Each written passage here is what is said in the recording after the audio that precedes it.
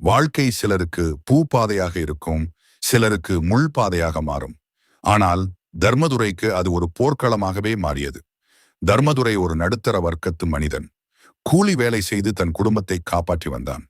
அவனுக்கு கவிதா என்ற மனைவியும், தியா 5 வயது, நிலா 3 வயது என 2 அழகான பெண் குழந்தைகளும் இருந்தனர். வருமானம் குறைவாக இருந்தாலும் தன் பிள்ளைகளின் சிரிப்பில் எல்லா கஷ்டங்களையும் மறந்தான் தர்மதுரை. அந்த கருப்பு நாள் ஒரு நாள் மாலை தர்மதுரை வேலை முடிந்து வீட்டுக்கு வந்தபோது வீடு இருண்டு கிடந்தது. பிள்ளைகள் இருவரும் பசியால் அழுது கொண்டிருந்தனர். கவிதாவை காணவில்லை. அலமாரி திறந்திருந்தது. அவளது துணிகளும் தர்மதுரை சிறுகச் சிறுகச் சேர்த்து வைத்திருந்த கொஞ்சம் பணமும் மாயமாகி இருந்தன.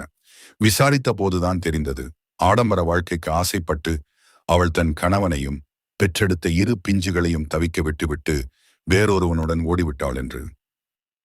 பெற்ற தாயே பிள்ளைகளை தூக்கி எறிந்து விட்டாள் என்ற ஊரின் ஏளனப் பேச்சுகள் தர்மதுரையின் காதை கிழித்தன. அழுகையும் அவமானமும் அவனை உலுக்கின. ஆனால் பசியில் அழுது கொண்டிருந்த தன் 2 மகள்களின் முகத்தை பார்த்தபோது அவன் தன் கண்ணீரை துடைத்துக் கொண்டான். இனி இவர்களுக்கு நான் தான் அம்மாவும் அப்பாவும் என்று சபதம் எடுத்தான். ஒரு தகப்பனின் கஷ்டங்களும் போராட்டமும் அடுத்த சில ஆண்டுகள் தர்மதுரைக்கு நரகமாக இருந்தன. ஒரு தனியாள் 2 பெண் குழந்தைகளை வளர்ப்பது சாதாரண விஷயம் அல்ல. காலை நேரத்து அவசரம். அதிகாலை 4 மணிக்கே எழுந்து சமைப்பான். பிள்ளைகளை எழுப்பி குளிப்பாட்டி தலைவாரி 2 ஜடை பின்னி பள்ளிக்கு அனுப்புவான். ஆரம்பத்தில் அவனுக்கு தலைவாரக்கூட தெரியாது. கைகள் நடுங்கும். ஆனால் மகள்களுக்காக அதையும் கற்றுக்கொண்டான். பிள்ளைகள் பள்ளிக்கு சென்ற பின் ஓடி ஓடி வேலை செய்வான். மாலை பள்ளி முடியும் நேரத்திற்குள் மீண்டும் வீட்டுக்கு வர வேண்டும். சில நாட்கள் வேலை செய்யும் இடத்திற்கே பிள்ளைகளையும் கூட்டிச் சென்று மரத்தடியில் அமர வைத்துவிட்டு வேலை செய்வான். பல இரவுகளில் வீட்டில் இருக்கும் உணவு பிள்ளைகளுக்கு மட்டுமே பாயும். எனக்கு பசிய ஸ்டேட் இல்லம்மா என்று பொய் சொல்லிவிட்டு வெறும் தண்ணீரை குடித்துவிட்டு படுத்த நாட்கள் அனந்தம். வருடங்கள் உருண்டோடின. தர்மதுரையின் வியர்வையும் இரத்தமும் வீண் போகவில்லை. அவனது கஷ்டத்தை பார்த்து வளர்ந்த மகள்கள் இருவரும் படிப்பில் சுட்டிகளாக திகழ்ந்தனர். மூத்த மகள் தியா நன்றாக படித்து ஒரு வங்கியில் அதிகாரியாக வேலைக்கு சேர்ந்தாள். இளைய மகள் நிலா கல்லூரி படிப்பை முடித்துவிட்டு ஒரு நல்ல நிறுவனத்தில் பொறுப்பில் அமர்ந்தாள். அவர்கள் வளர்ந்து பெரியவர்களானதும் தர்மதுரைக்கு நல்ல இடங்களில் வரன் பார்த்து இருவருக்கும் முறைப்படி திருமணம் செய்து வைத்தான்.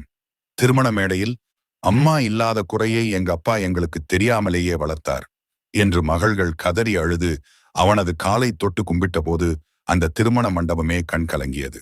ஒரு நாள் வயதான காலத்தில் தர்மதுரை தன் வீட்டின் திண்ணையில் அமர்ந்திருந்த போது கிழிந்த புடவையோடு முகத்தில் வறுமையும் ஏமாற்றமும் தாண்டவமாட ஒரு பெண் வந்து நின்றாள்.